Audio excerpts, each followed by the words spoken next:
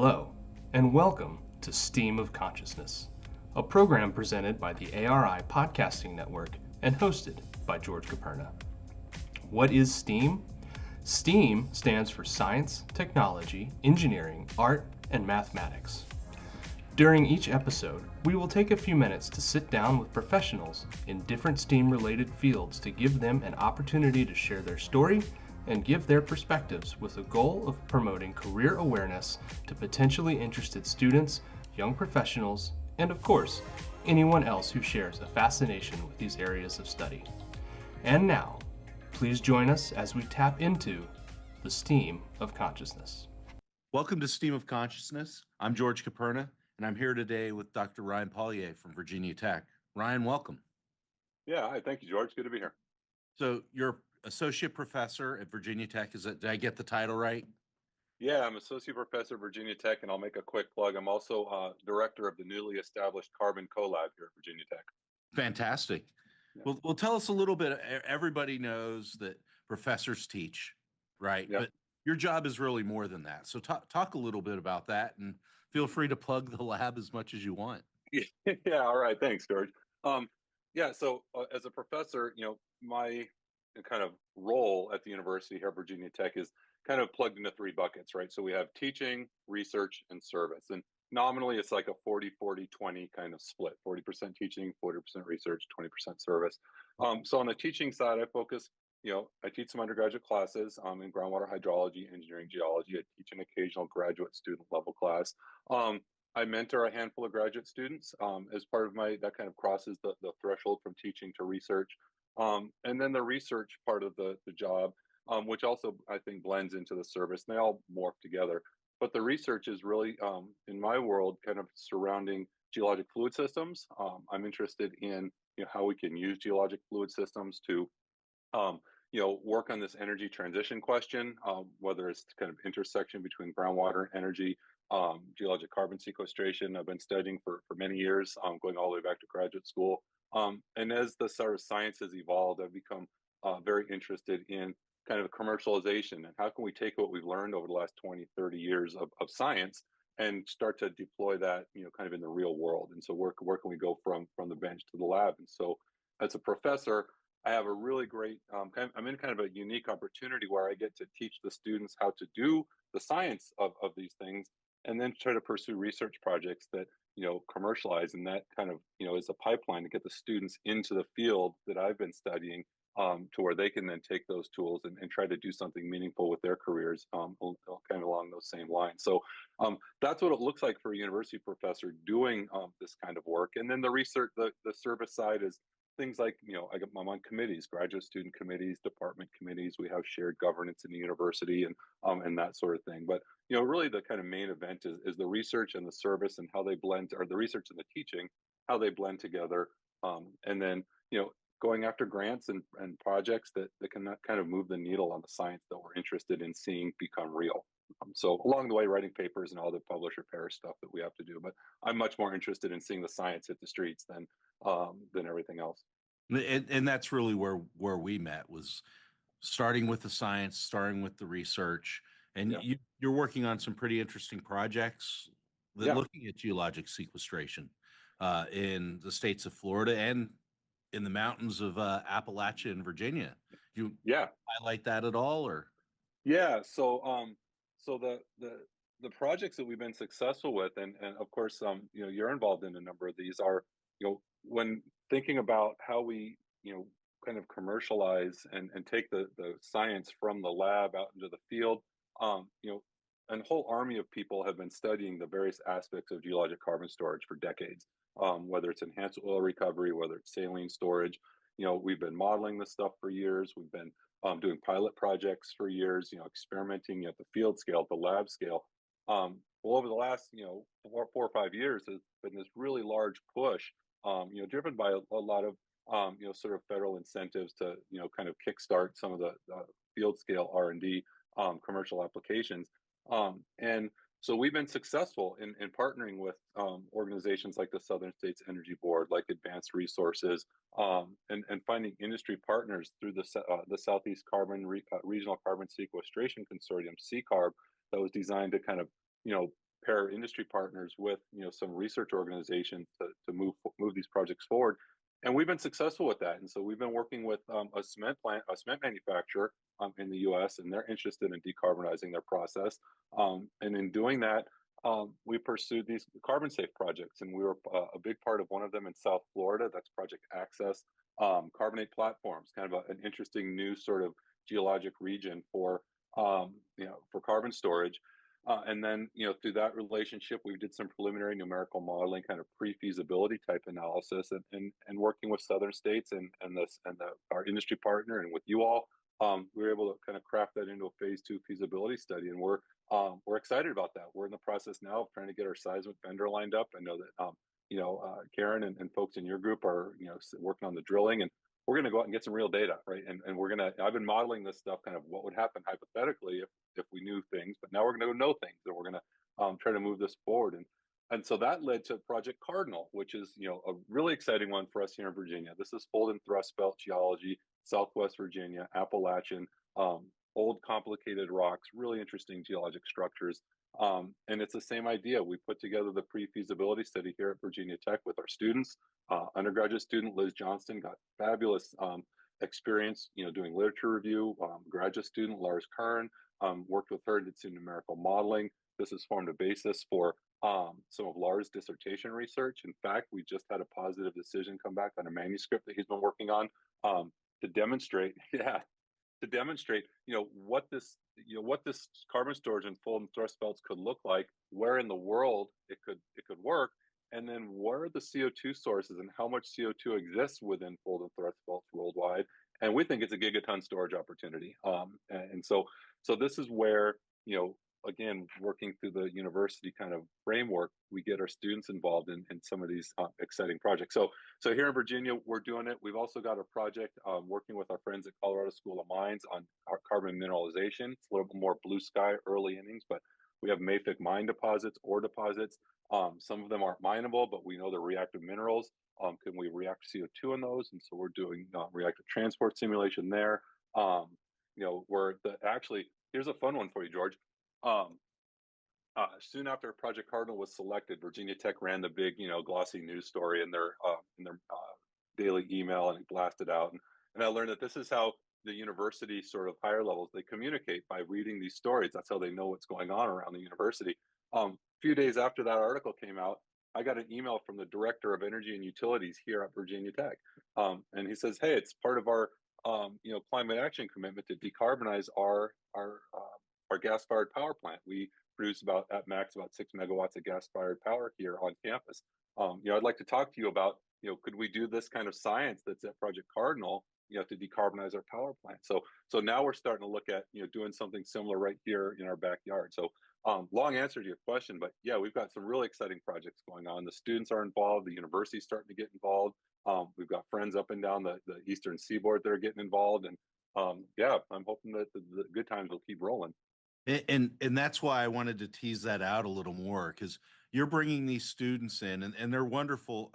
I'll call them kids because they're my kids, but young professionals right at the intersection of commercial development, learning things, boots on the ground work that they can take and apply out in industry, or if they choose to come back to academia, have that real world experience. And that's a resource that a lot of folks don't have access to, that can really make a difference. And it's a wonderful thing you've done for them. Thanks, George. I think that they're going to be enormously successful. When I see students like Lars and Ethan and John, it is being able to work at that intersection of academics and industry. And as this has evolved, we've gotten them involved. Oh, I shouldn't say we. They have taken the lead on their own, and they've kind of dragged me along. I mean, they are literally the cart leading the horse here. But they've gotten involved with the Society for Exploration Geophysicists, the SEG Evolve Carbon Solutions Program. We've done that program twice, 2 years in a row here now. And the students are just getting so much exposure. I mean, they're all over LinkedIn, they're all over the Image Conference, they're all over CCUS. They're getting internships to Schlumberger Dole, to Exxon, to Chevron. And so I do think that, and I'm learning a lot. I mean, I can't say they're teaching me. They've gotten to the point now where I teach them some physics and some science, And they're teaching me, no, Ryan, in the real world, this is how they're doing it. I'm like, oh, all right. Right? Isn't it wonderful how that works? I know it, right? I guess you can teach the old dog new tricks. Well, that's how you know it's working, right? I think so. I think so. Well, let's step up in our Wayback Machine a little bit. And Yeah. You got a geoscience-based degrees, environmental geology, I believe. Yeah. What interests you in the geoscience? Was it back in high school? Yeah. What triggered that? Yeah, well, so we're going to get in the way back machine, and I wish I had a really cool kind of inspirational answer for you, but it goes something like this. You'll get a kick out of this because you're an engineer, right? Mhm. Yeah. Okay, you're going to get a kick out of it. So back in my early days, I grew up in Los Angeles, California, and growing up in a time when water conservation, droughts, all that stuff was really at the forefront of people's minds. Water restrictions on when you could water your lawns and that sort of thing. And my mom was a water conservation coordinator for the city of Los Angeles. She worked right in downtown LA for LADWP, who's recently been in the news because of the fires and everything else.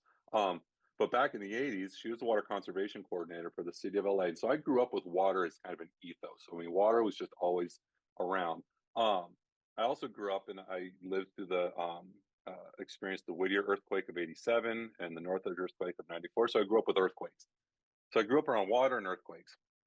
Now, get through and I'm going to college. And I thought, my mom worked with engineers, her bosses were all engineers. And I thought, okay, I want to get a degree in civil engineering because I want to do this water thing like those engineers that I used to see, around DWP.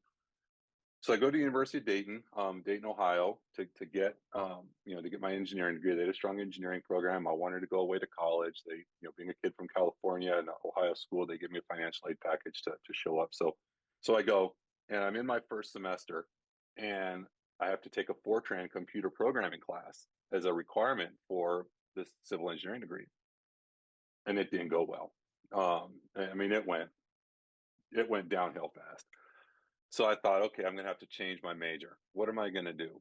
And I go into the registrar hall, and I'm looking at all the brochures on the wall, and I picked two. It was either going to be finance or environmental geology. And my mindset was, well, finance, I'd probably make some good money, but environmental geology, I could still maybe do the water thing, and they go camping every weekend. So I'm going to do this environmental geology thing because they had a picture of them with tents on there, and they're like looking at rocks. I had no idea what I was getting into. I didn't really know what geology was. I mean, I knew it was rocks, I knew it was earthquakes, but that was the extent of it. So I end up getting my bachelor's degree in environmental geology as young guy.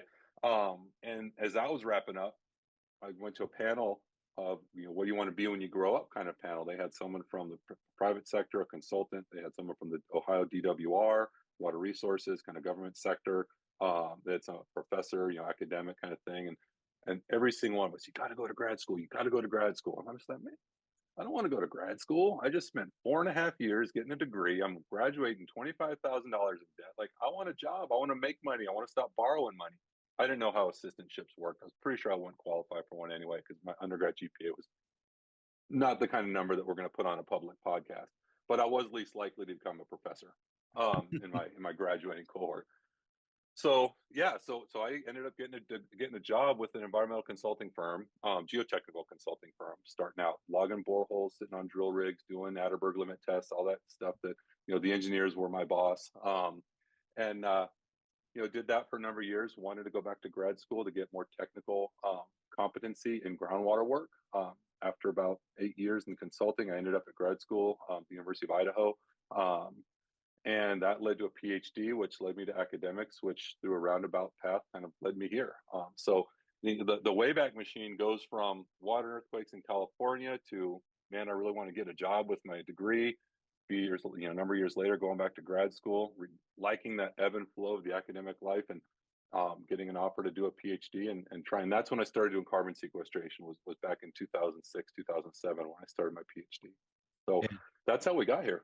And just to give you a funny story, when I was a kid, we grew up just north of LA, and I remember having to do our laundry after dark because of the water rations. So yeah, that's it. I forgot to bring my story full circle. So I dropped out of engineering because of Fortran, and then when I went back to graduate school, I got into a computational hydrology program, and my advisor, he did Fortran, and all the computer codes, the tough codes, all the stuff that we do is all in Fortran. So Yep. I ended up having to teach myself Fortran, and a big chunk of my dissertation is an appendix of Fortran code that I wrote as a PhD student. So that whole thing just kind of looped back around, from dropping out of engineering because of Fortran to writing a PhD dissertation with Fortran. A lot of Fortran 77 fun. I took it with a bunch of Yeah. mining engineers at West Virginia, and they weren't quite ready for Fortran either. So no, I get it. But you just threw a lot of that. So I'm gonna pick a Yeah. slices Yeah. out. Yeah. And so thought you wanted to be an engineer, Fortran, geology. Great. A lot of folks when they're going to had a different view than they're graduating with their undergrad, and they hit that point, they're like, do I know enough to be in industry, or do I feel I need to learn more?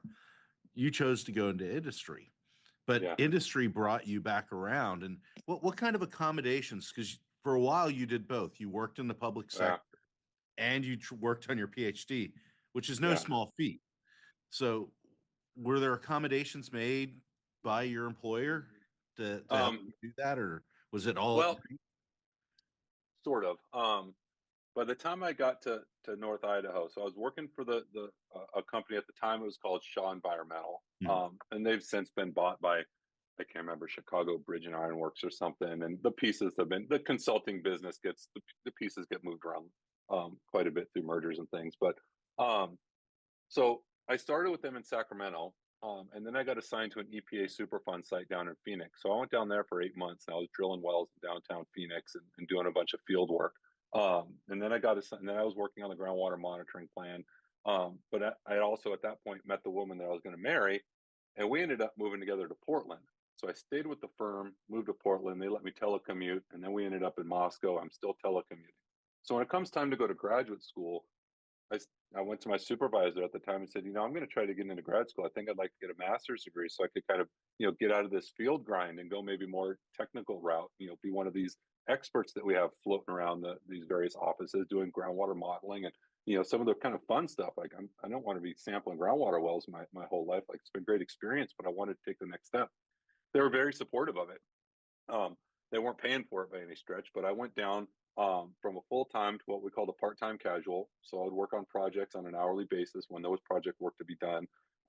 It started out about half to 2/3 time in my first couple of years. Then my wife and I had our first kid, and it kind of shrunk. The time available to work and go to grad school shrunk. And so I would say that when it comes to accommodations, the employer, they kept me on the books to do hourly work. I think there's some value for both sides of the equation on that. The real accommodation was that my wife worked full time while I was going through school, right? So she effectively put me through school. I mean, a graduate student stipend when you have a house and a brand new baby, and and cars and adult life, a grad school stipend doesn't do it anymore. So that's where the accommodation was finding myself in a situation where my wife and I could be financially secure, and eke me through graduate school over a 4-year period to kind of come out the other side. And as someone, I got a master's degree as well, and I remember when I got my first stipend, the professor of the department or the chair of the department took me aside and said, "Hey, I remember when my friend got his first stipend, he went out and bought a Corvette." And I laughed. I said, "I don't think you understand how much Corvettes really cost nowadays." and so that's all to say. I hear what you're saying. Yeah, It's helpful, but it's not going to make ends yeah, meet for a family, and no, that's wonderful. You were able to do that, yeah, but you wanted to come back, but it seems while you got your PhD, the academic bug bit you yeah, somewhere. So what was that moment? yeah. There were a couple, I think, spots early on where I started kind of realizing that this was something that was interesting to me, potentially a change. The first one was I enrolled as a master's student, and I got on this grant, and we were talking about it was what's called an LDRD, so Laboratory Directed Research and Development Project. So it was Idaho National Lab Project. My advisor, Jerry Fairley at the University of Idaho, was one of the co-PIs, he was funding me to do this carbon sequestration. And at the time, for me, not having been anywhere around academics, carbon sequestration was this brave new world of awesome. I mean, you're taking CO2 from a point source, you're putting it underground. I mean, people have been doing it, I guess, for quite a while by the time I got to it, but it was brand new to me. And I thought it was just really cool. I thought, this is something that could matter. So, you know, wanting to actually do carbon sequestration for a living at that time in my little world in North Idaho, academics was probably the only way I was going to be able to do that. And because I didn't know much about oil and gas, I didn't know, I was just a guy coming off a geotech drill rig, coming to graduate school. The other thing that hit was that, after I took the groundwater modeling class that my advisor taught, he approached me and said, this grant runs for 4 years, and you might be, you seem to enjoy, talking to other students about the work, teaching other students, like when we're doing our computer programming work. I could see you being an excellent TA, but I've got this grant. Would you be interested in doing a PhD? So I brought that home, and my wife and I talked it over, for about over a week, back and forth every night, pros and cons. What does this mean for us and our family? What do we do next? And what does an academic career look like? And in the end, we recognize it as one of these kind of rare opportunities that someone has. Over the course of our lives, we get a number of opportunities to consider, big ones, right? That move the needle, and we identified that as one of them, and thought, okay, let's see where this goes, right? I mean, I could, with a PhD, I could probably go back to consulting if that's what I wanted to do, but it might open more doors than it closes. And it gave me a pathway to do carbon sequestration for a career. And so those are the things that really, the encouragement of the advisor, the thought that I could keep doing what I was learning and really enjoying this new science. And then the fact that, I had the support of my wife and my family to, buckle down and let's see where this takes us. And now you're at Virginia Tech. Now I'm at Virginia Tech. Yeah. And you've been there for you're approaching a decade, what, 8-9 years right now? Approaching it'll be 10 years in July. I'll been here. Seems like 20. No comment. No, I'm kidding. Yeah, well, I'll tell you, I went through my 10-year run. I started at Northern Illinois University for 3 years before I came here. And so I went through the, a complete 10-year run here. And yeah, I mean, that felt like 20 years. I mean, that was a grind. But, it's been a terrific platform. Virginia Tech has a wonderful brand.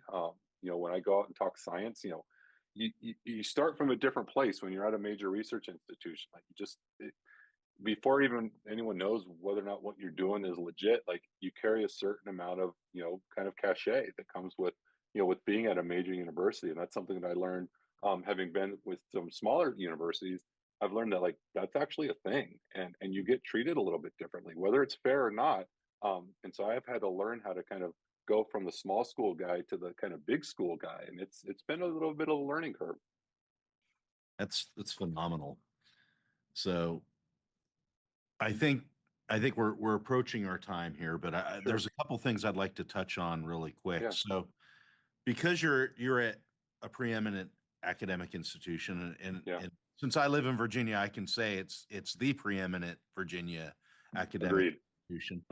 And so when students are coming in and they're freshmen, and you can pick them out probably every fall when you show them, they're the ones that are bright-eyed and glassy-eyed and a little bit lost. I mean, what kind of resources are there to help those kids and young professionals kind of work through that first semester? Because getting through that first semester is key. Yeah, that is the first semester of college is hard. It's certainly an adjustment. We have, our dean of undergraduate students has, resources, and there are, the various. I don't want to just say the departments, because not every incoming freshman even has a major yet, right? But there are lots of activities, kind of planned activities that kind of get students thinking about, where they're going. Things like, Hokey Focus and, some of these, career fairs, majors fairs. I've been to, I can't remember the names of them all. I feel like kind of a schmuck. But I've been to a number of these, and they really are catering to like undeclared majors. Being able to articulate what is our science, what do we do, what do the careers look like. Try to kind of get your footing around, trying to start answering the question, what do you want to be when you grow up? Some students come in, they've got it nailed. They know what they want to do, and they're going to march down the road to get there. Some students come in like, I'm in college now. What do I do? And so we have, programs that, that allow students the opportunity to, kind of have those engagements. I actually think that the best resource students have is probably other students, comparing notes, talking to each other. And so there's all kinds of programs here at Tech out on the drill field, the intramural sports, getting students together, to engage with one another is, I think, how most students do most of their what is this all about kind of learning. I mean, faculty and staff, we can stand on a soapbox and we can talk and talk and talk, but I think the real communications comes when students are talking to one another, and that's why the university programming is really important. Getting the students out in the drill field, getting them to the student union, having receptions and things where under different sort of contexts where you can talk about majors, or you can talk about internships, you can talk about intramural sports, you can talk about how do I get season tickets for a basketball game, right? I mean, just those little sorts of programs that are all over the place are important for that very reason, because it gives students that way to communicate and learn what is this all about. And one of the reasons I asked, I know we could probably spend 30 minutes to an hour just talking about these programs. Yeah. We can't just do them justice in a few minutes, but when back in the dark ages when I was in college, there wasn't anything like that. It was they threw you in the pool and you either swam or you didn't. Right. And that's oversimplification, but it kind of felt that way. You were either going to succeed or you weren't.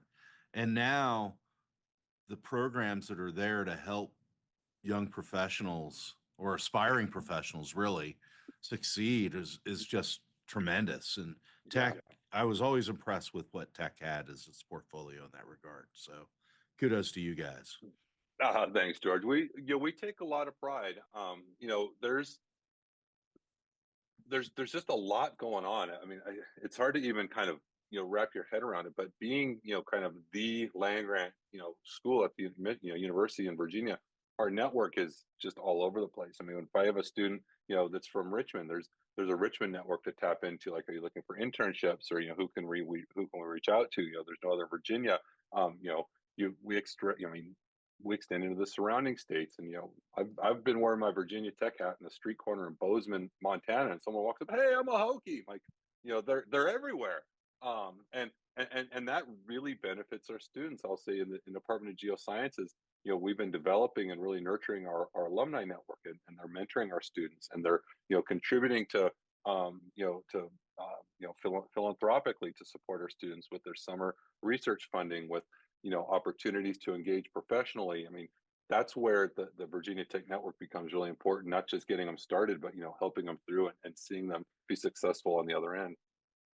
It again, kudos. It's just a phenomenal thing, and keep it up. I know you're reaching, in your program and the ones that we work on, those kids have just been so tremendous and exceptional. I just love working with them, and I look forward to the next batch. Thanks, George. Yeah, we've got some more students coming through. We'll be getting them involved in Cardinal and Access and others. Fantastic. Well, we're basically at time, but I'd like to ask one more question. Sure.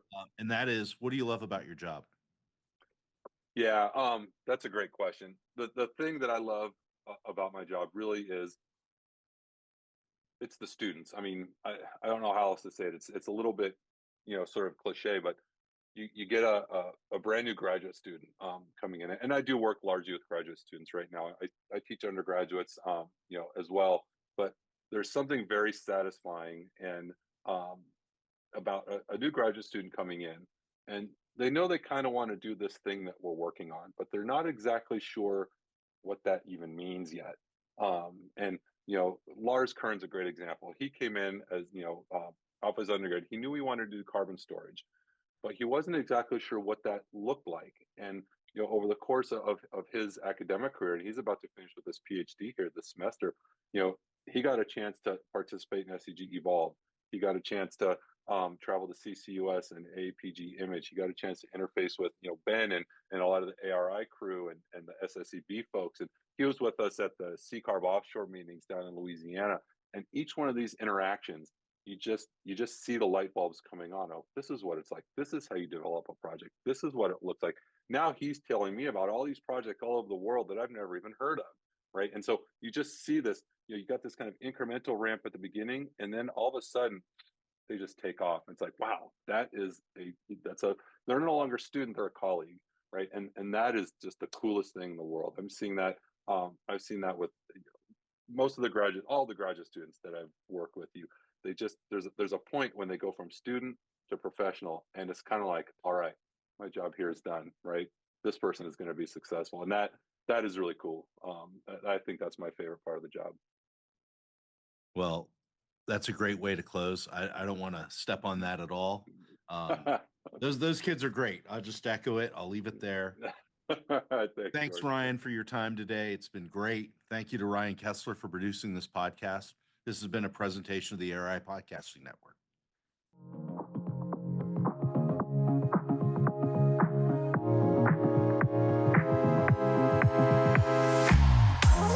Thank you for tuning in. Be sure to listen to new episodes of Stream of Consciousness, available on your preferred podcast listening station.